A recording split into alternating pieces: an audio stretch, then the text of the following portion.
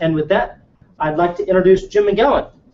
Jim McGowan is the Situational Awareness Manager for the Chicago Area Red Cross.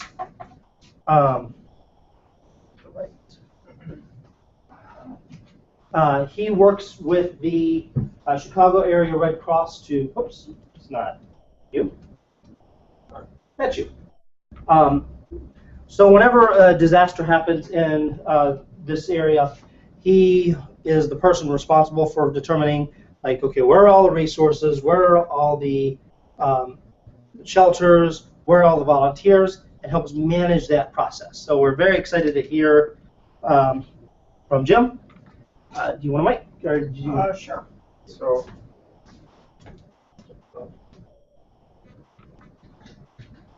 not get sure. Slide up.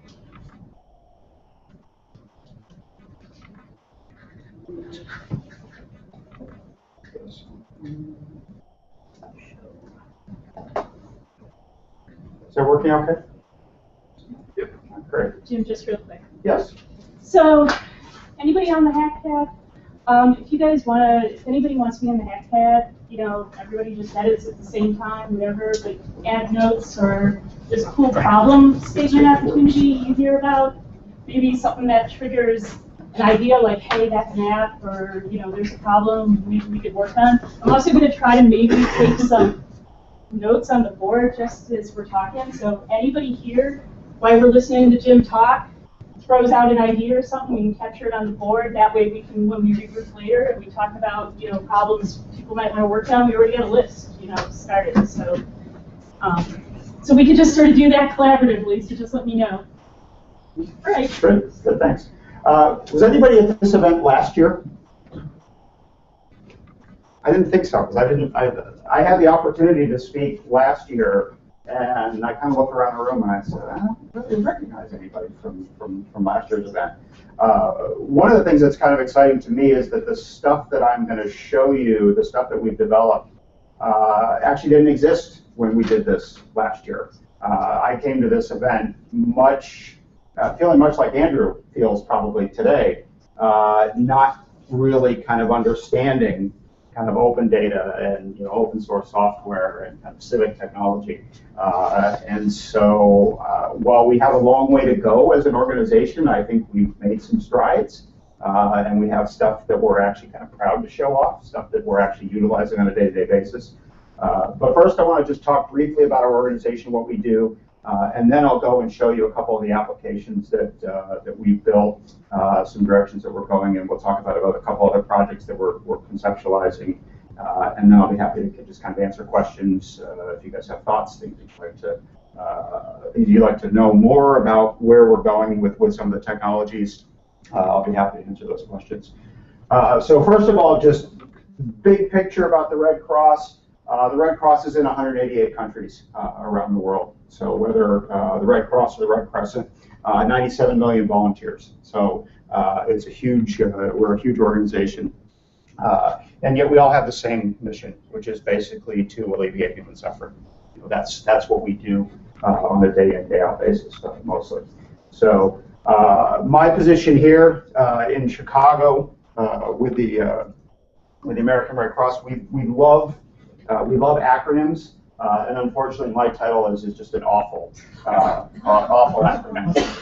But it's basically Regional Planner for Readiness and Situational Awareness Program Manager.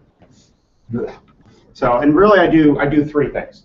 Number one, I do planning on large disasters. So typically when we mobilize, there are four different groups that kind of mobilize within the Red Cross. You have a team that does operations. Those are the people who do things, who get things done. You have logistics. Those are the people who get things.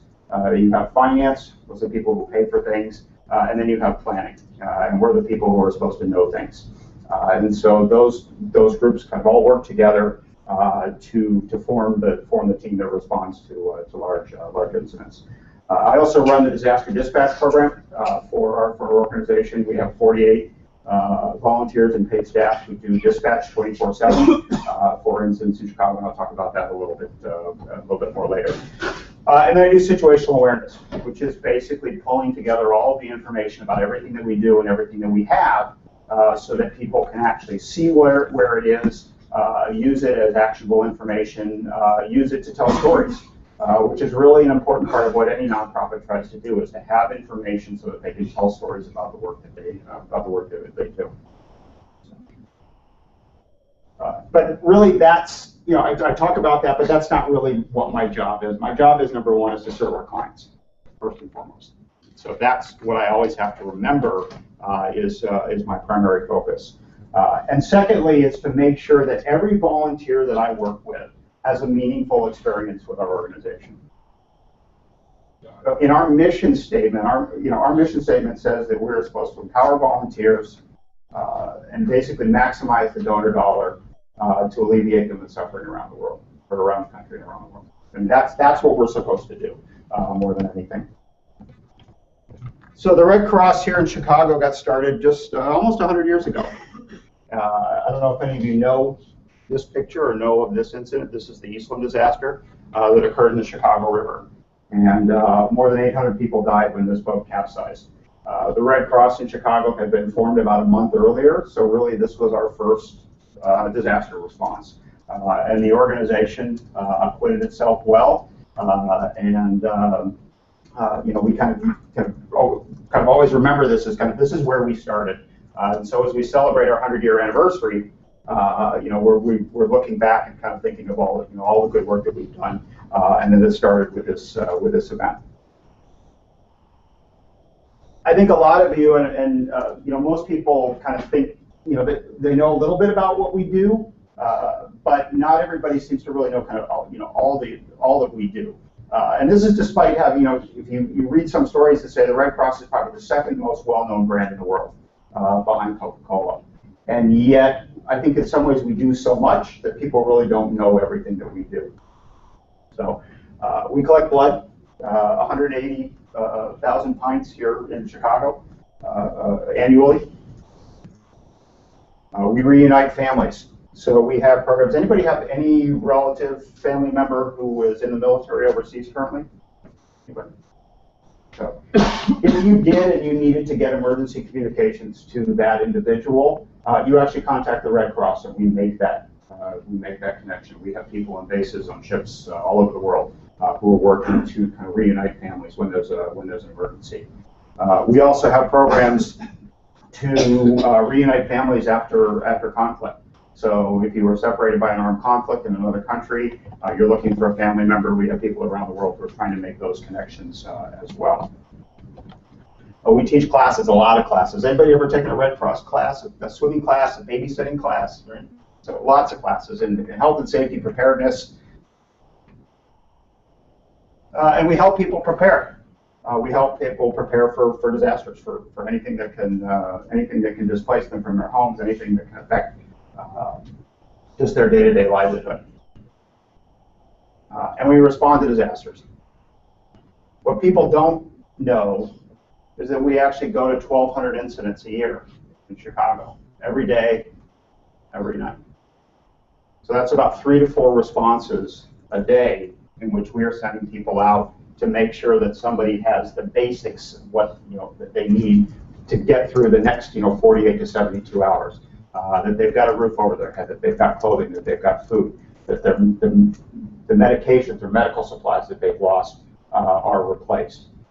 Because what we know is that if you don't have those basic needs met, you're not going to be able to focus on your recovery. Right? If you're worried about that you don't have a place to stay, you can't start thinking about all right, I've had an incident. How am I going to start moving forward? And so that's really what we aim to do by disaster response. And all of our volunteers, all of our responders are volunteers who go to these incidents. So we call people up at 2 o'clock in the morning and say, we have a family that's displaced in Joliet. And they say, okay, I'll go. So we are amazingly effective. However, there are times when I must admit we can be pretty dysfunctional.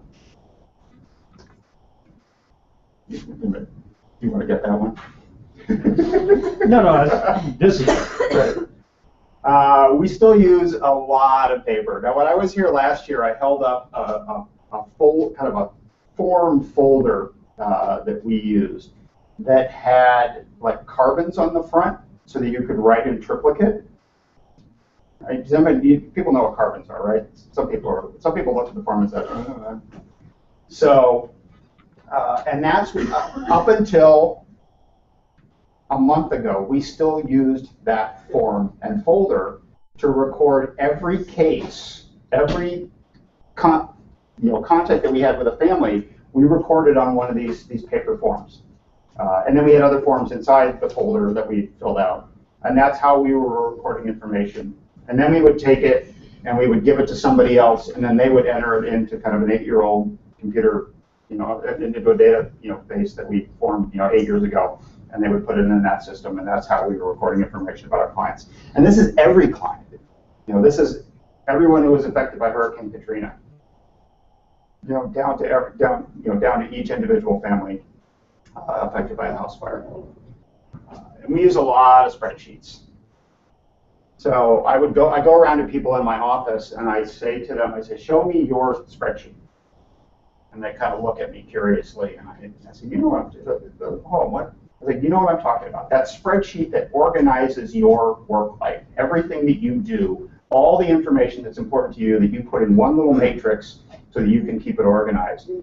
And you don't share it with anybody else because it's your spreadsheet. And lots of organizations operate like that, and we're certainly a culprit of that.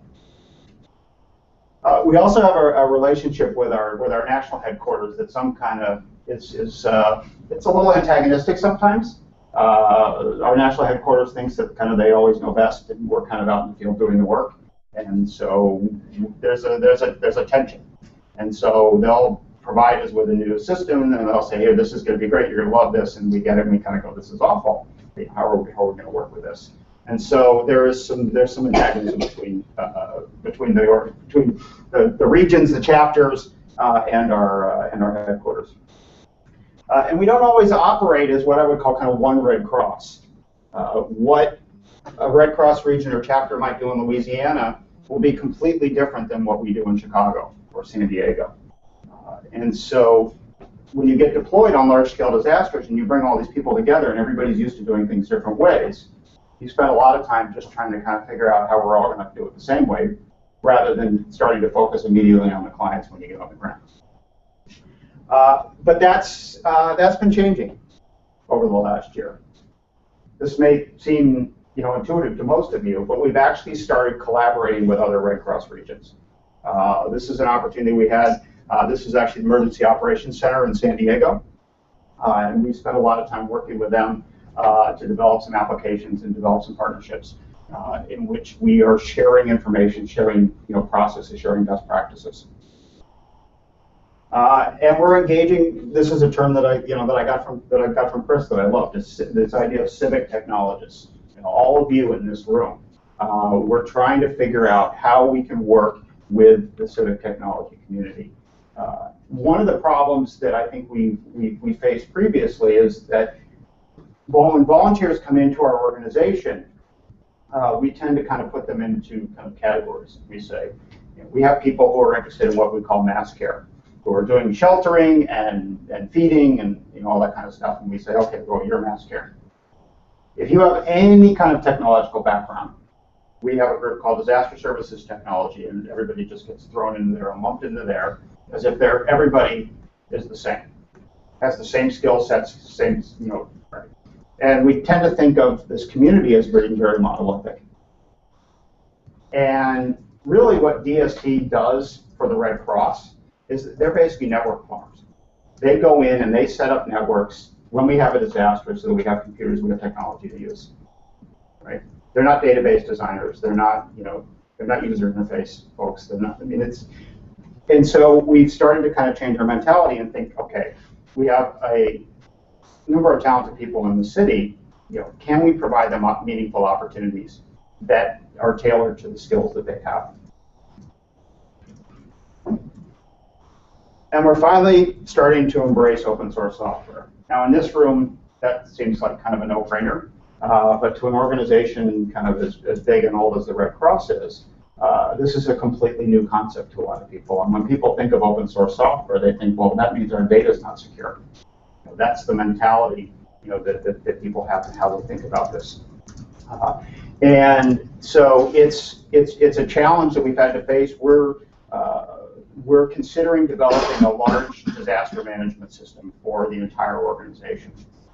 And the process right now is to go to the IBMs, the Oracles, the Palantirs, these big companies, and say, design us this big monolithic system so that we can manage all of our disasters. And what we're trying to say to our headquarters is we think there's a different way to do this, a different way to approach this problem with a different type of software, something that's not big and monolithic, something that's developed iteratively, something that's developed by people on the ground who are used to dealing with these issues. And if you kind of give them the tools and the people to work with, maybe we can do something better. So I'm going to show you a couple applications that we're using now, and just going to give you a high-level overview. Like I said, these didn't exist last year, so these are kind of new to us still. The first one is called DCS Ops. DCS stands for Disaster Cycle Services. We're starting to change our mentality and how we think about disasters, rather than simply thinking them as just about response. Disaster happens, we respond, and then we're done. That really disasters are a cycle, in that there is a preparedness portion of the cycle, there's the response, and then there's the recovery. And it's this continuous cycle, and that we need to learn how to kind of manage the entire cycle rather than just being focused on the response side. So I'll show you DCS Ops briefly. It's built in Ruby on Rails. I think you saw the GitHub where the software lives. So let's see here. So we have a big database application called Volunteer Connection, which basically connects volunteers with our national headquarters, but it doesn't really connect volunteers with each other.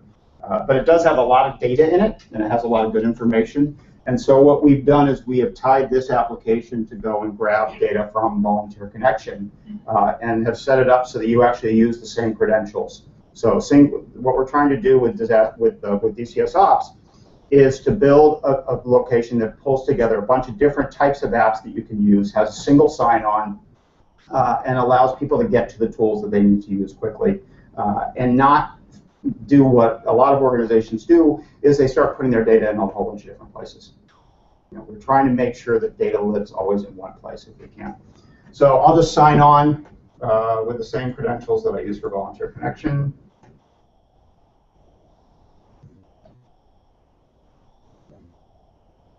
And you're presented with a screen, and the idea is that these buttons can grow and change depending on the application that we need. All of our volunteers can now go in and schedule themselves for shifts. So if I want to go and put myself on the schedule as a responder, we're getting towards the end of the month, so there's not a lot to do here. But if I want to sign up for a shift, I say I'm available this afternoon to go to an incident. I'll check this box and I'm set up. So really easy for our volunteers to use. They can just go in, they can make themselves available anytime they want.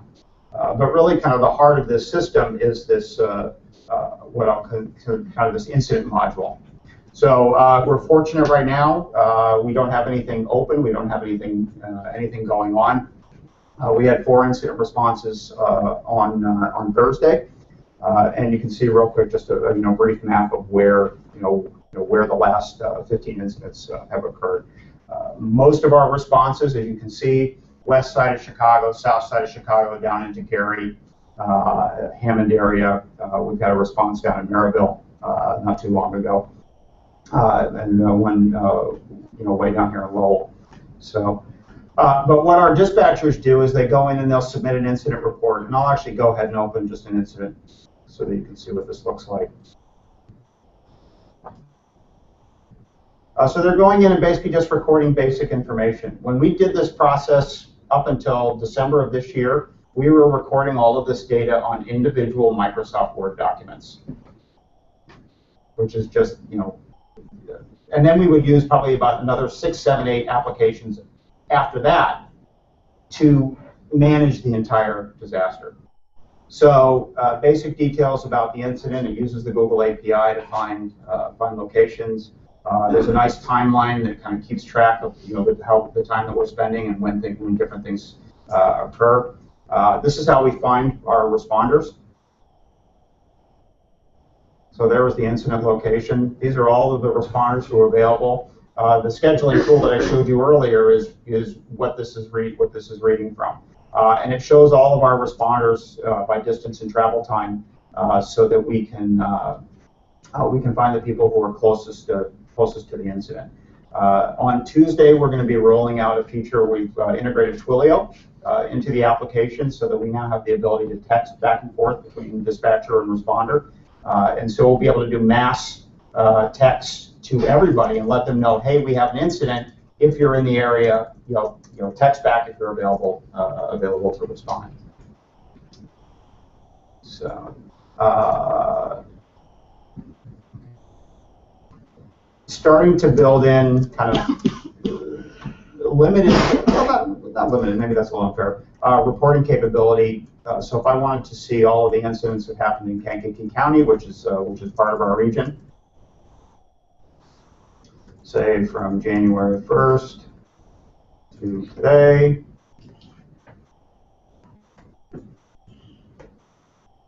because I can see all of our incident responses real quickly and get a pretty good summary that we've been down there 24 times, served about 130 people, number of miles driven, assistance, case average. That's the average amount of assistance that we provide the family. So there are a lot of things that we'd like to do with this application. We'd like to make it. We would like to find a way to put a kind of a. Right now, our responders are still collecting data that goes into the system on paper. And they're calling our dispatchers back and saying, here, and they're reading off the stuff, and the dispatcher's typing it in. And so we have kind of a beta of something that can be put on a tablet that allows us to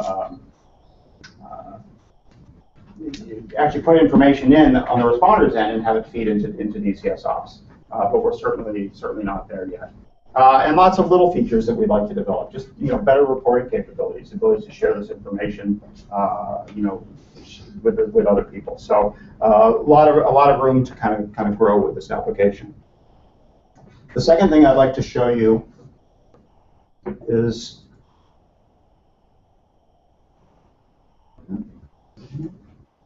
something called the SIT cell.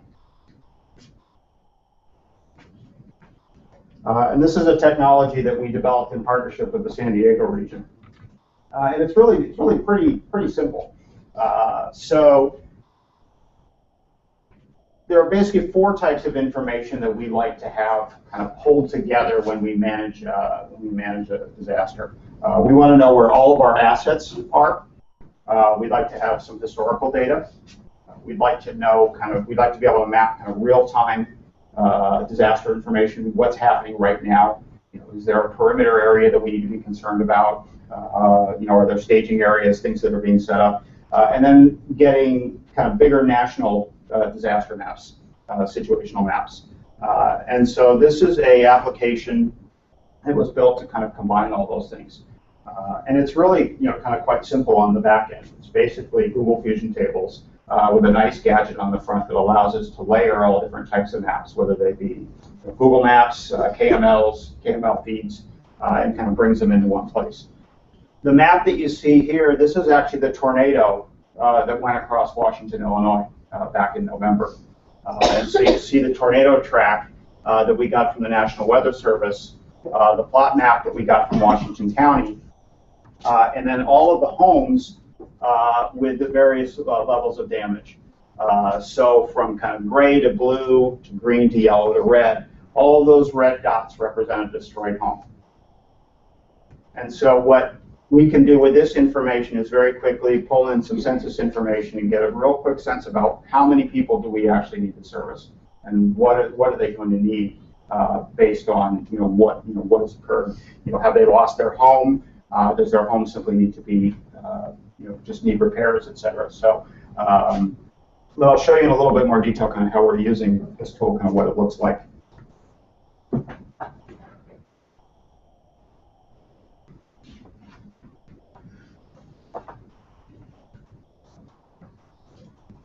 So we have all of our maps kind of layered down the left side here. And so I'll zoom into Chicago here. And so if we had an incident and I needed to open up a shelter, we have them organized by capacity. These are all the different shelters that we have, agreements that we have organized around the city. So that anytime we have an incident, if we need to open up a shelter, we get basic information. We know where we can open up a facility. We have the same for our volunteers. So we have our staff locations. It's going to take a minute to load because it's pulling out of another application. But where all of our volunteers are all over the city. Now, I was talking kind of about national kind of situation maps. So we're pulling in data from a whole bunch of different sources. So if I need information about flooding, I want to look at all the flood gauges. So right now, nothing too bad in this area, but as I zoom out and kind of look around the country, let's see if we have anything that's really kind of, too bad. Let's look down here in Louisiana. Where are you from, Chris? Beaumont. Check here. So again, real quick information that we can follow about flooding. And then we can start to kind of layer this information. So if we had, a shelter, we were looking at shelters, we can see where there's flooding and know that, maybe this is not the best area to open up a shelter. Hey Jim, can yes. I ask a question real quick? Absolutely. So you import the flood data? Actually, the data source. Or you this is a live KML that we're getting from NOAA. Okay, so you are getting it from NOAA. Yeah. And so a couple other examples of some information that we get that are feeds is this map here. It gives us the surface temperature of the Gulf of Mexico. So if there were any tornado activity, we can start to kind of look where the tornadoes are and see kind of what they're moving across. One of the maps that kind of astounds me still are what are called the shake maps.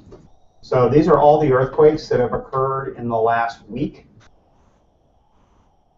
So if there was anything red on here, it would have occurred in the last hour. Anything orange is within the last 24 hours.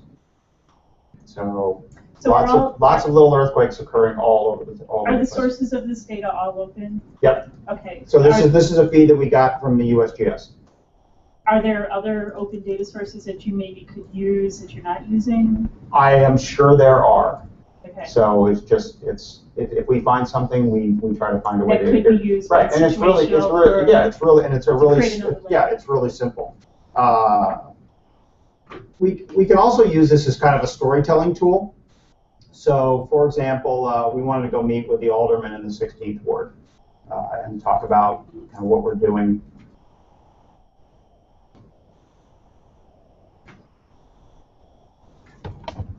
So here's the 16th ward.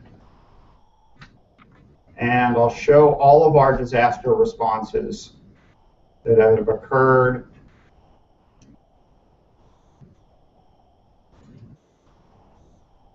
So each one of these pinpoints represents a location where we've gone to an incident, where there's been a house fire, typically somebody displaced.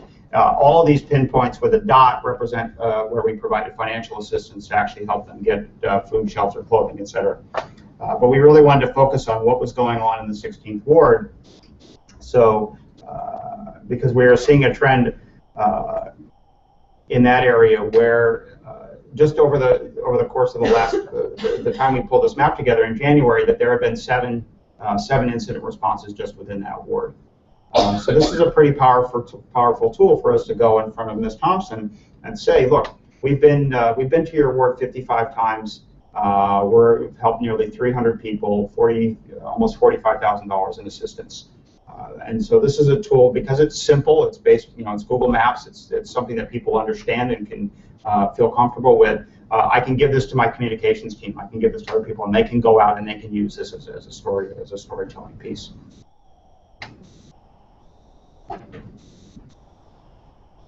So one of the things, though, about this application is it's not simple for the average user to just get information into it.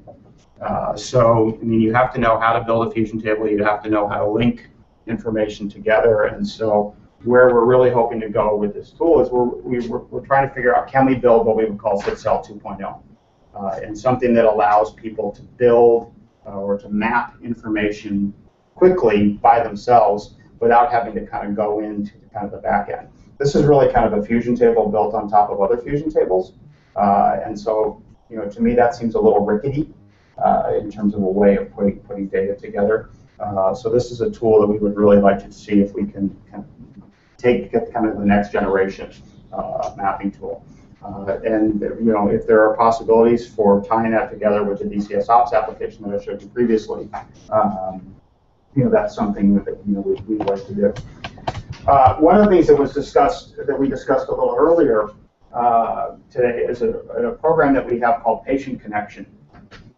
So one of the things that's unique to the Red Cross is if there's a mass casualty incident, the Red Cross has a HIPAA exemption, which means that we can get information from hospitals about people who have been transported there. So a good example would be the Asiana flight that occurred in San Francisco a while back. We are able to get information from the hospitals about people who were transported there, and people were transported to 20-something different hospitals, 150 miles from each other, and so people are looking. Most of the people on that flight were not necessarily from San Francisco, and so what the Red Cross can do is play that role of an intermediary, so we can get information. We're not giving out health information, but what we are doing is taking information in from the public and trying to make a match and see. We can tell someone, yes, we believe someone matching that description has been taken to this hospital. Here's the number for the hospital. Give them a call. Unfortunately, the application that we're using now is, it's a Microsoft product. It's nothing really special. But we are looking to use the actual Google People Finder application and see if we can build something that becomes kind of universal. We actually drill Patient Connection at the Chicago Marathon, which, when you think about it, is a mass casualty incident, in that you have hundreds of people who are taken to medical tents and need to be kind of reconnected with their families. So I think that's all I have in terms of presentation. You want to just kind of... So just a couple things. Yep. Person Finder app, if anybody's ever seen that, that's actually an open source. It's it's hosted through Google, but it's an open source initiative. So there's a group and everything that. I'm sorry. The Person Finder, you can find it Google /Person Finder. It is an open source app, and they're always looking for ways to extend the capabilities of that. Maybe be a data collector and a data aggregator. I just had one question for you on the map, the SIT map. Yep. So have you guys looked at and evaluated this in the context of OpenStreetMaps or other data visualization? I would love to move to OpenStreetMaps. That said, so no, it's redundant. But okay, right. I'll take it. So, sorry. Yeah, I mean, one of the things that we find is that when a disaster occurs, organizations tend to get a little selfish about the disaster, that everybody wants to solve the problem and be the one that they said solved the problem. And when we think like that, we also get selfish about the data and the information that we gather, and we're not really good at sharing it with other organizations. And I think what we have to remind ourselves is that sometimes we may not be the best organization to solve a particular individual's problem. But if we're sharing information better, then we can make sure that the organization that can solve that problem is getting the information that they need to help that individual or that family. So, kind of bigger picture, if there are ways that we can take the data that we have and be able to share it, even if it's just through an API, so that we can tell maybe Will County here's all the shelters that we have open, and they can see that information easily. Or we can share information with the public. That's certainly something that we would like to move to. So we have a nice relationship with Google, and that we have the business application that they provide to us at no charge. It's hosted at San Diego State University, and so that's certainly it's certainly workable. But OpenStreetMap is certainly not out of the question. Other questions?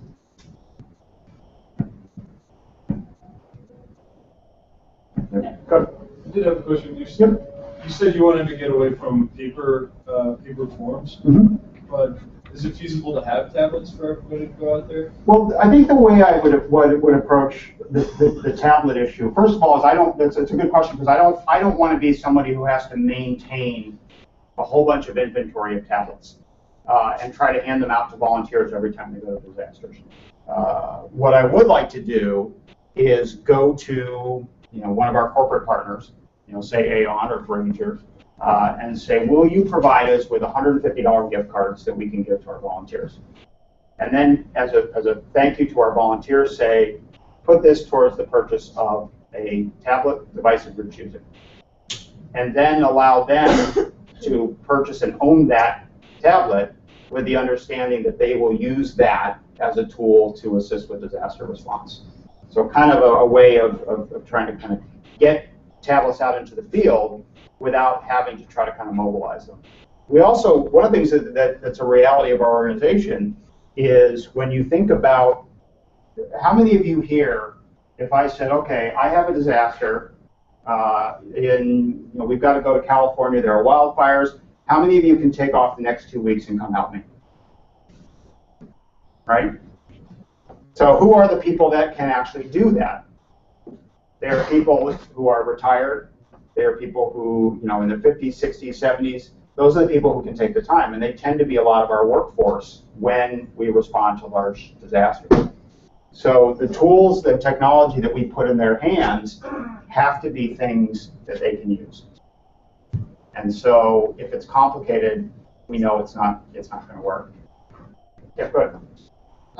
I've solved a user workflow like this before, where a doctor wanted someone to finish up their medical reporting and insurance forms beforehand. Right. Could this be like a self-reporting kind of thing? Like if my house got hit by a tornado, I could have all the data ready to go and submit to you. Like, can I do this myself? Probably. I mean, I haven't really thought of it like that. So when we get notified of incidents, we get it through a whole number of different sources. So we have a subscription service that we pay for called IPN. It's basically a bunch of folks listening to scanners. They hear of an incident, they type it up, they send it off to IPN, IPN vets it, and then they distribute it to all their subscribers. So every time something happens in the city of Chicago, anytime usually fire department or police department are deployed, we'll get notified of that. The city of Chicago also sends out their own pages. But we also get information, we get information from Twitter, we get information from Facebook. Because when stuff happens, people, amazingly, they just put it out there. So there's no reason why there couldn't be an avenue for that. Most of the responses that we're going to, though, are kind of real, happening right now. We get notified, usually the fire is probably 20 minutes in. It certainly could be something kind of after the fact. And it could be something actually, one of the things we find with incidents is if I'm a battalion chief and you've had a fire in your home and I come up to you and I say, do you need Red Cross? I don't know if I do. You're going to look at him and go, I think I'm okay. And then you're going to walk into your home and realize that you can't live there, you don't have any clothing, and your power's out, your windows are out. And now you're trying to think, right? So in some senses, yes, that could be an avenue for the person who didn't realize it at the time to see very quickly, yes, I need assistance, and be able to provide us that information. So it's an interesting idea.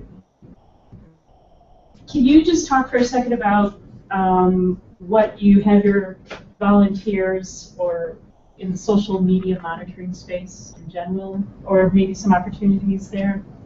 We do have opportunities. The one thing I will say about our communications department is we are so self-conscious about our brand. And so our communications department very tightly controls kind of the messaging that we make. I would love my dispatchers to be able to post about our activities in real time. You know, we had a large incident in Maryville, Indiana, a couple days ago. 24 families that we were assisting, and I'd love to be able to tell people, here's what we're doing right now. And our communications department is like, no, we control that. We can control that space. That said, I think they are slowly trying to kind of open up in how they're operating. So that's in terms of putting information out. In terms of aggregating information, that's a different story. In terms of being able to find ways, I would love in the DCS Ops application, if incidents started occurring, that if there was a way to get information that's being posted that's available, to be able to pop up in front of my dispatchers and say, hey, here's something that's going on. Okay. Just trying to do the tie back to the open source. Right. So has the Red Cross looked at sort of incident response data aggregation through some of the social media tools like Ushihigi or some of the other, that can start to collect and aggregate tweet. I'm just throwing these out because maybe some of you guys know some of these. And, there's some movement to sort of take in disaster situations data, maybe aggregate it, throw it through. So we've done it at a national level, but again, it's information that's fairly tightly held. I would love to be able to try it at a local scale. And so, as an example, one of my volunteers is just finishing up her capstone thesis at the University of Chicago School of Threat and Response Management. So, and I'm more than happy to give her all of the data that she needs. Not personal client data, but response data to try to look at that information and find ways. So we have no problem with sharing the data to into these tools to see if we can make them more useful. Yeah, go ahead. I have a question. Do you guys have any problems with a lot of the aggregation that we see there is like structured data being published by the government? Do you have any problems in aggregating unstructured information? Whether it be documents. We're a nonprofit. Of course we do. Yeah. Can you maybe talk about some of those? Yeah, I mean, we first of all of our kind of the way we take data, at least in our organization, I think a lot of our other organizations do this, is say you come to us, say you have a disaster and we respond to the incident. We'll take that information, we'll put it in a system, we'll put it in another system that manages all of our disaster clients. And we'll put you over here in this database. And then maybe you decide, you know what, that I had a great experience. I mean, I was very appreciative, and now I want to become a volunteer. And now we'll put you in another silo over here. You decide you're going to give blood, we'll put you over here. Maybe you take a class, and now we have you in all different kinds of places. So in more kind of structured data systems that don't allow us to get a holistic view, then we're also creating all these kind of manual systems to manage more information because the systems that we build don't give us the data that we need. And so people will try to build something kind of manually, whether it be a spreadsheet or an Access database, to try to kind of put stuff. And so we kind of have started to kind of map everything and look for kind of commonalities between the structures, but we're just getting started at kind of looking at that, and it's a mess. I mean, I have to admit, it's not pretty. Does that kind of answer your question in terms of? So. Other questions?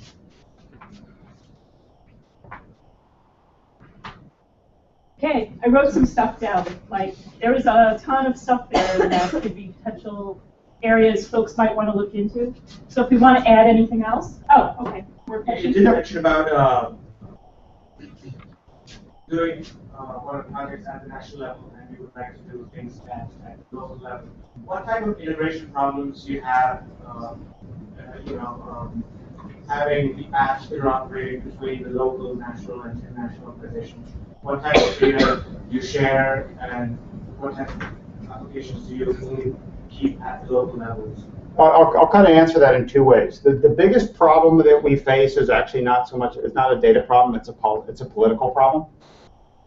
You know, it's the personalities, it's the politics that you have at national, and this idea that national has their needs and the things that they want to try to control. You know, and we see it differently as, you know, we're trying to always focus on, it goes back to what I said earlier about serving clients and volunteers, is that we have to try to think that that's how we should be designing the systems. In terms of the integration, at least what you're seeing, at least with the DCS Ops application, is that we're able to at least go in and grab data from the system, from the big systems, and pull it into our application. What we don't have, and what we will not get until we kind of really change our thinking, is ways of putting data back in that are effective. You know, I think a lot of people, we have an IT department that is really an IT support department. You know, they make sure our infrastructure works, they make sure we all have laptops on our desks, but they're not really kind of innovating. So this idea of us going and saying, hey, do you think we could work out an API so that we could move information from here to here? They're like, no, come on, what are you talking about? That's crazy talk. You know, so that's certainly a challenge. So we were able to get information out. It's just really hard to put information back in. So the national isn't really a hub of data. So is there a potential need to sort of create a hub? They are in the process of creating kind of a data warehouse, but they're starting where the money is, which is in fundraising data. So, so in terms of disaster data, you know, all that data exists in an application called CAS, which is the Client Assistance System. But there's nothing yet. I mean, I know we want to move in that direction. The one thing that I will say in terms of kind of where we still struggle kind of at the local level and kind of facing some of these problems is events like these are great in that we can come and present ideas, and we have these kind of needs over here and we have people who want to solve them, is trying to kind of figure out how that communication happens kind of in between, and trying to create the right kind of dialogue so that we can kind of express what our needs are and kind of manage the development of a project. We've in the past when we kind of tried this, sometimes what happens is that there's this kind of disconnect and we're not kind of quite together. You know, there's kind of something where things kind of just fall off, and this need for people who can kind of see in both sides and kind of bridge that kind of communications is really, you know, something where we struggle, because we have the need here, we have people who can solve it, but trying to kind of communicate that needs and develop a project that somebody can actually take and physically, you know, create. You know, that kind of middle area is where we have tough times. If you model your incident like as a type, and then I need this kind of volunteer, you correlate that, you relate that incident to the, like, you know, like it's a type of incident that uses these kind of volunteers, it uses this kind of, needs a stage, this kind of material. Not specifically in like a business, like your flow. Oh, absolutely. I think that where it would be interesting to try to model is not, most of our incidents are pretty much the same. But where I think that there's the potential for doing some of that type of more creative work in how we respond is we have volunteer responders who are kind of the team leads and the experts. And then we have people who are new volunteers who are kind of trainees. And so having this ability to match the right people together so that we are getting experienced people who are mentoring and being able to look at this person's skills and this person's skills and matching the correct teams of people together would be an interesting thing to try to see if we could do. I think the responses, I mean, all the responses are the same, and yet they're completely different at the same time. So, and we never really know until we get there really what we're dealing with. But the ability to kind of to put the teams together might be, you know, an area of interest that we could consider. So I think we have time for one more question. One more question. And you'll be sticking around this afternoon, right? I can't this afternoon, but I'll be back tomorrow afternoon, and I know that doesn't quite work with your schedule. So I have a 12-year-old who is in gymnastics presentation today, and so I'm going to be spending my time there. Go ahead. I'm just curious to hear how you're dealing with the privacy and data protection issues that are undoubtedly coming up, since you're trying to integrate so much data and people don't choose to be in disasters. So is that part of your? Yeah, I mean, we have the basic security that a secure website has, in terms of how the data is transferred. I think that I don't have any problem giving information about where incidents occur, because that information is already public almost always. It's in the newspapers, it's on the newspaper websites. People are tweeting about it. People are so the information about where incidents are happening and what's happening is already kind of out there. We are very protective about basic client information. Who our clients are. So that's information we wouldn't want to share. But I'm okay sharing that, where an incident occurred, what the Red Cross is doing in terms of the response, how many people were assisting. So, but when it gets to actually who the client is, what their phone number is, that kind of stuff, that's where we kind of try to make that break. Does that answer your question? Mm-hmm. So. All right, well, thank you all. I really appreciate the opportunity. Thank you.